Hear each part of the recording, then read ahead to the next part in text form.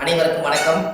பாரம்பரிய திருவள்ளுவர் குல வம்சம் பிரசன்ன ஜோதிடர் சுபமாரிமுத்து திருப்பூர்லிருந்து இந்த பதிவு உங்களுக்காக. உத்திராட நட்சத்திரத்தில் மாந்தி இருந்தால் எந்த கோவிலுக்கு போனால் உங்களுடைய கர்ம வினை தீரும். மாந்தி என்பது யார்? எல்லாத்தோட ஜாதகத்திலையும் பாருங்க, ஒரு சில ஜாதகத்துல மாந்தியே ஜாதக ராசி கட்டத்துல சில பேர் அதுல போட மாட்டாங்க. சில கம்ப்யூட்டர்லேயே சிலதெல்லாம் வராது. ஆனா மாந்தி பெரிய ஒரு அற்புதமான ஒரு மிராக்கலான விஷயத்தை காமிக்கும். ஏன் அப்படின்னா, சூரியனுடைய மகன் சனி பகவான், சனி பகவானுடைய மகன் மாந்தி. இந்த மாந்தி எதுக்கு அதிகமா யூஸ் ஆகுதுன்னு கேட்டீங்கன்னா, இறப்பு தோஷத்துக்கு மாந்தி அதிகமா முன்னோர்கள் எடுத்துக்கிட்டாங்க. அப்போ இந்த மாந்தி நிற்கக்கூடிய நட்சத்திரங்கள் எல்லாம் எப்படி எல்லாம் செயல்படுது அப்படிங்கிறத இந்த பதிவுல நம்ம பார்க்க போறோம். இதை மறக்காம ஒரு பேனா நோட் எடுத்து குறிச்சு வச்சுக்கோங்க. இது வரக்கூடிய ஜோதிடர்களுக்கும் பயன்படும். நம்ம இந்த யூடியூப் சேனல் வள்ளுவர் வாக்கு யூடியூப் சேனல்ல போய் பார்க்குறவங்களுக்கும் பயன்படும். இனி வரக்கூடிய சந்ததிகளுக்கும் இது பயன்படும். மாந்திக்கு இப்படி மிராக்கள் இருக்குதா அப்படிங்கிற ஒரு விஷயத்த இன்னைக்கு நம்ம அதை சொல்ல போறோம். இப்போ உங்க வாழ்க்கையில நீங்க தெரிஞ்சுக்க வேண்டிய விஷயம், இந்த மாந்திக்கு ஒவ்வொரு நட்சத்திரத்துக்கும் இந்த மாந்தி தோஷம் எப்படி உருவாகுது அப்படின்னா, அந்த காலத்துல குழுகன் நின்ற வீடு குட்டிச்சவர்னு சொன்னாங்க. குழுகன் நின்ற வீடு குட்டிச்சவர் அப்படின்னா குழுகன் நின்ற வீடு குட்டிச்சவரா. அப்ப இந்த மாந்தி போய் எந்த ராசியில் இருக்குதோ, எந்த நட்சத்திரத்து மேல ஏறி உட்கார்ந்து இருக்குதோ, அந்த நட்சத்திரத்தினுடைய திசைகள் அவங்களுக்கு தோஷம் அடையுமா. அப்ப அந்த மாந்தி தோஷம் என்பது என்ன? இறப்பு சம்பந்தப்பட்டது. உங்களுக்கு ஒரு உதாரணத்துக்கு சொல்றேன். லக்னங்கிறதா உயிர், லக்னம் தான் உயிர். ஒரு மனிதனுக்கு ஒரு தாயுடைய கருவறையில இருந்து தொப்புள் கொடி அறுக்கும் நேரம் எந்த லக்னத்துல அவங்க பிறந்திருக்காங்களோ, அந்த லக்னம் எந்த நட்சத்திரத்துல கரெக்டா நிக்குதோ, அந்த நட்சத்திரத்து மேல இந்த மாந்தியோட தீட்டு தோஷம் அதுல இருக்கு. இது உங்களுக்கு தெரியுமா? இதை நீங்க கண்டிப்பா தெரிஞ்சுக்கணும். அப்ப லக்னத்தினுடைய மாந்தி பிரேத சாபம். மாந்தி என்பது இறப்பு. அப்போ அவங்க முன்னோர்கள் அந்த காலத்துல என்ன பண்ணிருப்பாங்கன்னா, ஒரு லக்னத்துக்குள்ள லக்னம் ஒரு ராசி கட்டத்துக்குள்ள 3 நட்சத்திரம் இருக்கு. இந்த 3 நட்சத்திரத்துல இப்போ ஒரு உதாரணத்துக்கு அசுவனி, பரணி, கிருத்திகை 1ஆம் பாதம், இந்த 3 மேச ராசியில இருக்குது. ஒரு உதாரணம். அதுல அசுவதி நட்சத்திரத்துல மாந்தி இருந்தா என்ன பலன், பரணி நட்சத்திரத்துல மாந்தி இருந்தா என்ன பலன், கிருத்திகை நட்சத்திரத்துல மாந்தி இருந்தா என்ன பலன், இதைத்தான் இந்த பதிவுல உங்களுக்கு சொல்ல போறேன். இது உதாரணத்துக்காக. அப்போ ஒரு நட்சத்திரம் அந்த ஜாதகத்துல நம்மளுக்கு கிடைக்க வேண்டிய நட்சத்திரம். அப்ப எந்த நட்சத்திரத்துல மாந்தி உங்களுடைய ஜாதகத்துல இருக்குதோ, அந்த நட்சத்திரத்தினுடைய திசை உங்களுக்கு தெரியும். உதாரணமா அசுவதி நட்சத்திரமா இருந்தா அவங்க கேது திசையில தான் அவங்க செயல்படுவாங்க. அப்ப ஜாதகத்துல எனக்கு என்னங்க அசுவதி நட்சத்திரம் கேது திசை நடக்குது, எனக்கு கேது அசுவதி நட்சத்திரத்துக்கு கேது திசை நடத்துறாரு, எனக்கு ஒரு பலனுமே நடக்கலைங்க அப்படின்னு நீங்க சொல்லவே வேண்டாம். அந்த அசுவதி நட்சத்திரத்துக்கு அதிபதி கேது இந்த மாந்தியோட சாபம் வாங்கி இருக்கிறதுனால அந்த திசை நம்மளுக்கு வேலை செய்ய மாட்டேங்குது. அப்ப அதை நம்ம சரிப்படுத்தினா தானே அது நிவர்த்தியாகும். அப்ப அசுவதி நட்சத்திரத்துக்கு கேது, கேது என்பது பாட்டியில பாட்டின்னு வருது. அப்ப பாட்டிக்கு ஈமகாரிய செலவு செய்யாம விட்டுட்டால், அந்த முன்னோர்களுக்கு ஈமகாரியங்கள் செய்யாம விட்டுட்டா, இறந்த முன்னோர்களுக்கெல்லாம் மூதாதிகளுக்கெல்லாம் செய்யாம விட்டுட்டா, இந்த நட்சத்திர சாபம் அந்த குடும்பத்துக்குள்ள போய் அந்த திசைக்கு யோகத்தை கொடுக்கறது இல்லை. அப்ப கர்மாவிலேயே மாட்டிக்கிறீங்க. அப்புறம் எப்படி மேல வரும்? அப்ப இதெல்லாம் அந்த காலத்துல முன்னோர்கள் குளிகை நின்ற வீடு குடிச்சவர்னு எதுக்கு சொல்லி வச்சாங்கன்னா, ஒரு வீட்டுல ராசி கட்டத்துல குளிகை நின்ற வீடு குடிச்சவர் சொல்லி வைக்கல. அவங்க சொல்லி வச்சதே குளிகன் நின்ற நட்சத்திரம் அந்த வீடு குடிச்சவர்னு வச்சாங்க. அந்த நட்சத்திரத்தினுடைய திசைகள் யாருக்கு வந்தாலும் இந்த மாந்தியோட சாபம் அவங்கள துரத்திக்கிட்டே. ஒரு உதாரணம், லக்னத்து மேலேயே மாந்தி நிற்குது. ஒருத்தருக்கு லக்னத்து மேலேயே மாந்தி, லக்னம் என்ற நட்சத்திரம் எதுவோ அதுவே மாந்தி. அந்த மாந்தி சாபம் இருந்தா அவங்க என்ன ஒரு அனாதிபாடி எடுத்து அடக்கம் பண்ணுனா அவங்களுக்கு அந்த மாந்தி சாபம் நிவர்த்தி ஆகுங்கிறது ஒரு நூல். ஏன் அப்படின்னா, அந்த லக்கணத்துக்குள்ள மாந்தி பிறக்கும் போது ஒரு தாயுடைய கருவறையில இருந்து மாந்தி என்பது நிலையா இருக்கிறது, ஒரு ராசியில ரொம்ப நாள் இருக்கிறது. லக்னம் என்பது 2 மணி நேரத்துக்கு ஒரு லக்னம் நகர்ந்து வெளியில வந்துடும். கரெக்டா அந்த பிரசவமாகி இந்த லக்னம் போய் கரெக்டா மாந்தியோட நட்சத்திரத்துல போய் கரெக்டா அந்த லக்னம் உட்கார்ந்துட்டால் இந்த லக்னம் வந்து தீட்டாய் போயிடும். இதுதான் அதனுடைய பரம ரகசியம். நம்ம அவங்களுக்கு பாருங்க, அந்த லக்னம் போய் நின்ற நட்சத்திரத்துல போய் அந்த தீட்டு விழுந்துருச்சுன்னா முகமெல்லாம் மாறிடும். முகம் அவங்களோட தேஜஸ் இருக்காது, ஒரு இருளன்ற மாதிரி இருப்பாங்க. என்னமோ ஒரு தோஷம் அவங்கள தாக்கிட்டே இருக்கும். ஒரு செயல்பாடு சிறப்பா இருக்காது. எந்த ஒரு காரியம் எடுத்தாலும் தடை, வீட்டு காரியம் எடுத்தாலும் தடை, தொழில போய் ஜெயிக்கலாம்னா தடை, திருமண வாழ்க்கையில நிம்மதியா இருக்கலாம்னா திருமணத்துல திருப்தி இல்லை, குழந்தை பாக்கியம் பெற்றுக்கலாம்னா குழந்தைக்கு ஏதாவது ஒரு உச்சங்கள், பூர்வீகத்துல போய் வாழலாம்னா பூர்வீகத்துல முன்னோருடைய சாபம். இப்படி வந்து இந்த மாந்தியுடைய நட்சத்திர தோஷங்கள் உங்களுக்கு அதிகமான முறையில இது கர்மாவா செயல்படுது. அப்போ முன்னோர்கள் அந்த காலத்துல இதுக்கு எல்லாமே கோவில் வச்சிருக்காங்க பாருங்க. இதுதான் ஒரு ஹைலைட். இந்த ரகசியத்தை சொல்லாம விட்டுட்டா கடைசி வரைக்கும் உங்களுக்கு தெரியாமலே போய் ஒவ்வொருத்தருடைய ஜாதகத்திலையுமே எந்தெந்த நட்சத்திரத்துல மாந்தி இருக்குதோ அதற்குரிய கோவில்ல போய் சுவாமிக்கு தேங்காய் பழம் பூமாலை கல்கண்டு வாங்கி அர்ச்சனை பண்ணி சாமி கும்பிட்டு வந்துட்டால் உங்களுடைய அந்த நட்சத்திரத்தினுடைய மாந்தி சாபம் அன்றோடு அது நிவர்த்தியாது. அப்ப இது ஒரு பெரிய அற்புதம் அல்லவா? இப்ப நீங்க தெரிஞ்சுக்கணும். அப்ப அந்த கோவிலுடைய வரலாறு எங்க இருக்குது, அந்த கோவிலை நம்ம எப்படி கண்டுபிடிக்கிறது, இந்த கோயிலுக்கு போறதுக்கு வழிமுறைகள் என்ன, இது எல்லாமே நீங்க தெரிஞ்சுக்கிட்டா மட்டும்தான் அந்த வாழ்க்கை உங்களுக்கு கரெக்டா செயல்படும். அப்போ முன்னோர்கள் அந்த காலத்துல சூரியனுடைய மகன் சனி பகவான், சனி பகவானுடைய மகன் மாந்தி. அப்ப அப்பாவுடைய பேரன் தான் நம்மளுக்கு மாந்தி தோஷமா வர்றாரு. அப்ப அப்பாவுடைய சொத்து பிள்ளைக்குத்தானா, அப்பாவுடைய பாவம் பிள்ளைக்குத்தானே. அந்த கர்மாவில் இருந்துதான் உங்களால வெளியில வர முடியல. அப்ப இது மூலியமா தான் உங்களுக்கு கர்மா செயல்படுது. பாருங்க, உங்களுக்கு தாத்தாவோட சொத்து அந்த காலத்துல பாத்தீங்கன்னா தாத்தாவோட சொத்தை கொண்டு போய் வாழ்ந்து முடிச்சுட்டு உயிர் எழுதும் போது பேரன் பேர்ல போய் எழுதுவார். அப்ப சூரியனுக்கும் சனி பகவானுக்கு தொடர்பு இல்லை, மாந்திக்கு தான் தொடர்பு வருது. அப்போ அந்த ஜாதகத்திலேயே அப்ப மாந்தி என்பது உள்வனை கர்மா. மாந்தி என்பது முன்னோர்களுக்கு திதி கொடுக்காம விட்டுட்டீங்கன்னா அது நட்சத்திரத்தினுடைய மாந்தி போய் அந்த தோஷம் அடைஞ்சிடும்.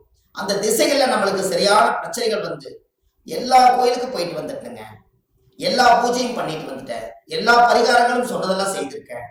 ஆனா ஏன் எனக்கு வந்து ஒவ்வொரு நாளும் பலாபலம் மாறி வருது, எனக்கு எதுவுமே நடக்கலையே, இப்படி ஒரு கேள்வி பிறக்குது.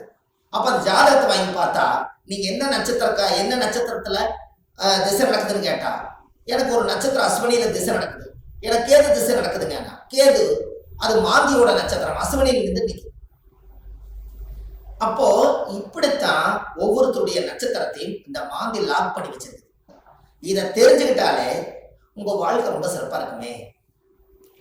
அப்ப இந்த மாந்திங்கிற ஒரு கர்மா கேரளாவில எல்லாம் பாத்தீங்கன்னா குளிகனை வச்சுதான் ஜாதகமே கணிப்பாங்க. அவங்களுக்கு கர்ம வினையை கண்டுபிடிக்கிறதே குளிகனை வச்சுதான். அதனாலதான் குளிகன் இந்த வீடு குட்டிச்சவர்னு அந்த காலத்துல சொன்னது. கேரளாவில் பிரசன்னம் பார்த்தாங்கன்னா குளிகை தோஷம் இருக்குதுங்கிறத அவங்க அதை தெளிவா சொல்லுவாங்க. அப்ப அதை சொல்லி முதல் முன்னோர்களுடைய கர்மாவை நிவர்த்தி செய்துட்டா நீங்க இந்த பூமியில பிறக்கும் போது கொண்டு வந்த யோகம் வேலை செய்யுங்கிறது ஒரு ரூல் உண்டு. அது அந்த காலத்துல இருந்தே இருக்கு.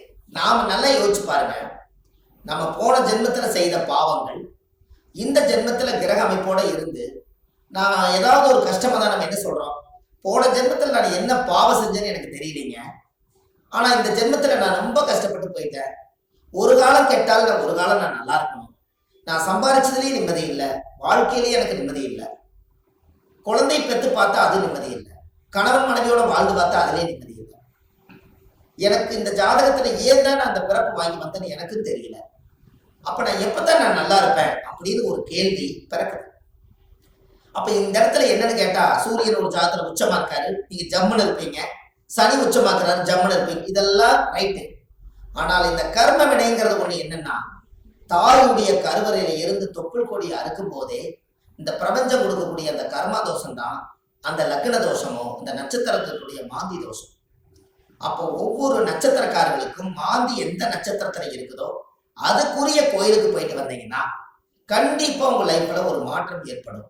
அதுக்கப்புறம் உங்களோட தொழில் விருத்தியாகும், குடும்ப விருத்தியாகும், மனை விருத்தியாகும், மாங்கல்ய விருத்தியாகும், ஆயுள் ஆரோக்கிய ஐஸ்வர்யம் விருத்தியாகும், புத்திர பாக்கியம் விருத்தியாகும், செய்யும் தொழிலில் லாபம் கிடைக்கும், மன நிம்மதி சந்தோஷம் உங்களுக்குள்ள இருக்கும், பட்ட கடன் அடைச்சிருவீங்க, தீராத துன்பத்திலிருந்து வெளியே வந்துடுவீங்க, வெளிநாட்டு பயணம் போக வேண்டிய தடைகளுக்கு போயிட்டு வந்துடுவீங்க, திருமணமே ஒரு வாழ்க்கை அமைஞ்சு எனக்கு சரியில்லை, மறுவாழ்வு தான் எனக்கு வேண்டி நினைச்சிட்டு இருக்கிறவங்களுக்கு மறுவாழ்வு, குடும்பத்துக்குள்ள தீராத நோய்கள், மருந்து இல்லாத நோய்க்கு மருந்து, எல்லாமே உங்களுக்கு கிடைக்கும்.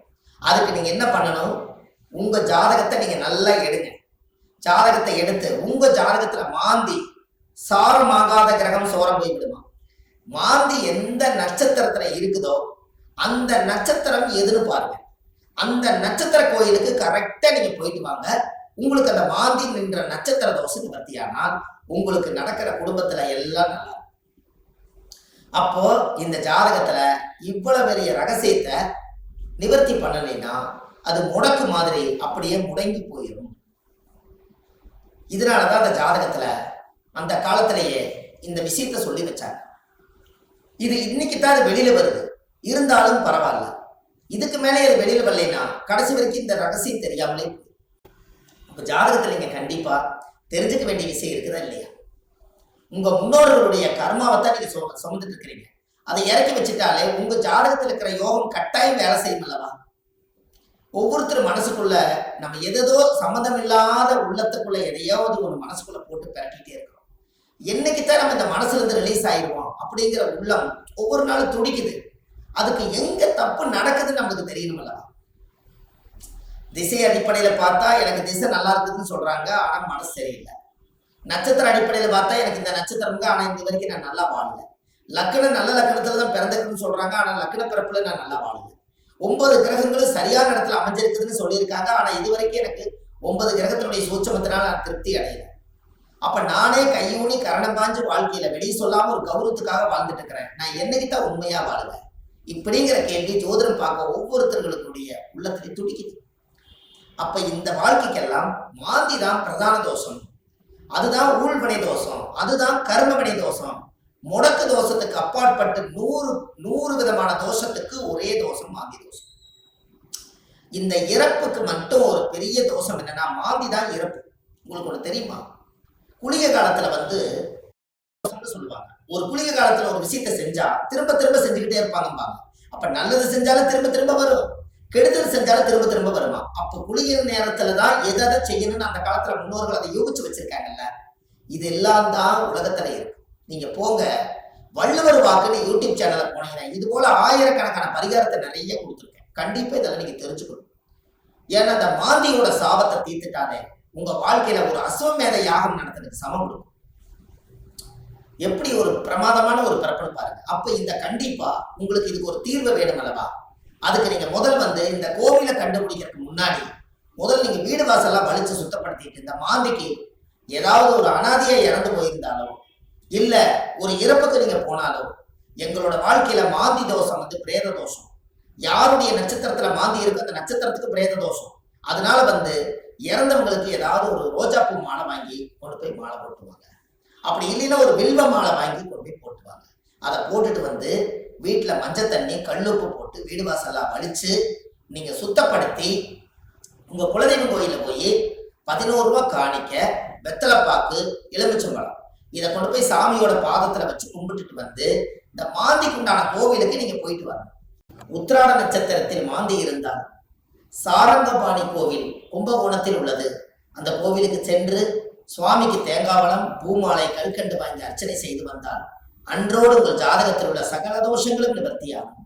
அப்ப அந்த கோவிலுக்கு நீங்க போறதுக்கு முன்னாடி இந்த வீடு வாசல்லாம் வலிச்சு நீங்க சுத்தப்படுத்தி, குழந்தை பிறந்த வீடு, வயசுக்கு வந்த வீடு, இறந்த வீடு, இந்த வீட்டுகளுக்கெல்லாம் நீங்க போகாம இந்த பிரேதத்துக்கு நீங்க மாலை போட்டுட்டு 3வது நாள்ல இருந்து ஒரு 3 நாளைக்காவது வீடு வாசல்லாம் வலிச்சு சுத்தப்படுத்தி நான்வெஜ் எதுவுமே யூஸ் பண்ணாம நீங்க பரிசுத்தமா நீங்க இருக்கணும். இருந்துதான் நீங்க அந்த கர்மவினை தீர்க்கக்கூடிய கோயிலுக்கு நீங்க போயிட்டு வர முடியும். நல்லா புரிஞ்சுக்கங்க. இதுல குலதெய்வம் எனக்கு தெரியலீங்கன்னு சொன்னால் உபாசன தெய்வம், நீங்க என்ன இஷ்ட தெய்வத்தை இப்ப வணங்கிட்டு இருக்கிறீங்களோ அந்த தெய்வத்தோட பாதத்துல வெத்தலை வாக்கு, எலுமிச்சம்பழம், பூ, பழம், கனி வச்சு சாமி கும்பிடுங்க. ஒருவேளை எனக்கு உபாசன தெய்வம் தெரியலனா விநாயகர் கோயிலை வச்சு சாமி கும்பிடுங்க. வினையை தீர்க்கக்கூடியவர் விநாயகர். அப்படி ஒருவேளை எனக்கு விநாயகர் கோயிலும் முடியலனா முருகன் கோயில்ல திருச்செந்தூர் முருகனை நினைச்சுக்கலாம். 6 வடை வீட்டுல எந்த வடை வேணாலும் நீங்க எடுத்துக்கலாம். இப்படி ஏதாவது ஒரு தெய்வாலயத்துல வெத்தலை பாக்கு, 11 ரூபாய் காணிக்க, எலுமிச்சம்பழம். இதை வச்சு நான் இந்த கர்ம வினையை தீர்த்துட்டு வர்றேன். அதை தீர்த்துட்டு வந்ததுக்கு அப்புறம் என்னுடைய வாழ்வாதாரம் நல்லா இருக்குன்னு சொல்லி நீங்க அந்த ஒரு மூல மந்திரத்தை நீங்க ஒரு கோயில்ல போய் சொல்லணும். என்னன்னு சொல்லணும்? முற்பிறவியில செய்த பாவங்கள் என்னோட கர்மாவெல்லாம் தீரணும்னு சொல்லி கோயில்ல நீங்க விளக்கு போட்டு ஒரு 21 முறையாவது அந்த கோயில் முன்னாடி போய் சாமி கிட்ட சொல்லணும். என்னன்னு? முற்பிறவியில செய்த பாவங்கள் எப்பிறவிக்கும் தொடராமல் இருக்க, இப்பிறவியிலேயே என்னுடைய தந்தை வழியில வந்த கர்ம வினைகளும் தாய் வழியில வந்த கர்ம வினைகளும் என்னுடைய இந்த பூர்வ ஜென்மத்துல நான் இந்த பூமியில கொண்டு வந்த கர்ம வினைகளும் இன்றோடு நிவர்த்தி ஆகட்டுன்னு சொல்லி உங்க ஜாதகத்துல இந்த கர்மா தோஷத்தை நீங்க சுத்தப்படுத்தியாச்சுன்னா அன்னையோட உங்க வாழ்க்கை ரொம்ப சிறப்பா இருக்கும். இதை சொல்லி விளக்கு போட்டு சாமி கும்பிட்டு தேங்காய் பழம், பூமாலை, கல்கண்டு வாங்கி அர்ச்சனை பண்ணி சாமி கும்பிட்டு வாங்க. அன்னையோட அது நிவர்த்தி ஆகும். அந்த கோவில் என்னங்கிறது தான் இப்போ உங்களுக்கு சொல்ல போறேன். ஏன்னா இந்த கோயில் நம்ம எப்ப சொல்லணுங்கிற ஒரு விதி இருக்குது. இந்த அர்த்தங்கள் எல்லாம் புரியாம நீங்க கோயிலுக்கு தெரிஞ்சிட்டாலோ கோயிலுக்கு போனாலும் விவரம் பத்தாது. அதனால நீங்க இதை செஞ்சீங்கன்னா உங்க வாழ்க்கை ரொம்ப பிரமாதமா இருக்கும் என்று சொல்லி இந்த ஒவ்வொருத்தரோட வாழ்க்கையிலையுமே இந்த மாந்தி தோஷம் நம்மளை ரொம்ப கடுமையான பாதிப்புல கொண்டு போய் எல்லா மக்களையும் உட்கார வச்சதுனால இந்த மாந்தியிலிருந்து நீங்க விடுதலை ஆயிட்டால் உங்களுக்கு சுதந்திரம் கிடைச்சாச்சு. உங்க ஜாதகத்தினுடைய பிடியிலிருந்து, தோஷத்தினுடைய பிடியிலிருந்து, உங்க வாழ்வாதாரத்தினுடைய பிடியிலிருந்து நீங்க மிகப்பெரிய பிரம்மாண்டமான ஒரு ஆரோக்கியமான வாழ்க்கை வாழுவீங்க. இந்த மாந்தி சாபத்தை நிவர்த்தி பண்ணிட்டு வாங்க. உங்க வாழ்க்கை எப்படி இருக்குதுன்னு மட்டும் பாருங்க. வள்ளுவர் வாக்குன்னு யூடியூப் சேனல்ல போயிட்டு இருக்குது. ஆன்லைன்லயே நம்ம ஜாதகம் பார்க்கறோம். Date of birth, time, place நீங்க கொடுத்தா போதும், ஜாதகத்தை கணிச்சு போன்லயே உங்களுக்கு சொல்லிடுறோம். இதுல உங்க ஜாதகத்துல கீழே போயிட்டு இருக்கிற நம்பருக்கு நீங்க ஒரு முன்பதிவு செய்து வச்சுக்கோங்க. இந்த மாதிரி 1000 பரிகாரங்கள் உங்களுக்கு எளிமையா கொடுத்துருக்கறனால இதை நீங்க ஒரு சப்ஸ்கிரைப் பண்ணுங்க. டெய்லி போடக்கூடிய வீடியோ உங்களுக்கு வந்துடும். அப்ப இந்த ஒரு சூட்சமத்தை இன்னைக்கு இந்த மாந்தி தோஷத்தை நிவர்த்தி பண்றதுக்கு கட்டாயம் உங்களோட வாழ்க்கையில ஒரு மிகப்பெரிய ஒரு மாற்றத்தை நீங்க ஏற்படுத்த போகுது. அப்ப என்னென்ன நட்சத்திரத்துல மாந்தி இருந்தால் இந்த கர்மதோஷம் நீங்கிறத 27 நட்சத்திரத்துக்காரர்களுக்கும் இந்த வீடியோவை நான் உங்களுக்கு பதிவா கொடுக்குறேன். ஒவ்வொரு நட்சத்திரக்கார 27 நட்சத்திரத்துல யாராரு இந்த உலகத்துல எந்தெந்த நட்சத்திரத்துல நீங்க பிறந்திருக்கீங்களோ அந்தந்த நட்சத்திரத்துல போய் அதுக்குரிய கோயிலுக்கு போய் வழிபாடு பண்ணிடுவாங்க. கண்டிப்பா உங்க வாழ்க்கை நல்லா இருக்கும். அதுக்காக இந்த பதிவை கொடுக்குறேன். பாரம்பரிய திருவள்ளுவர் குல வம்சம், பிரசன்ன ஜோதிடர் சுப மாரிமுத்து, திருப்பூர்ல இருந்து. நன்றி, வணக்கம்.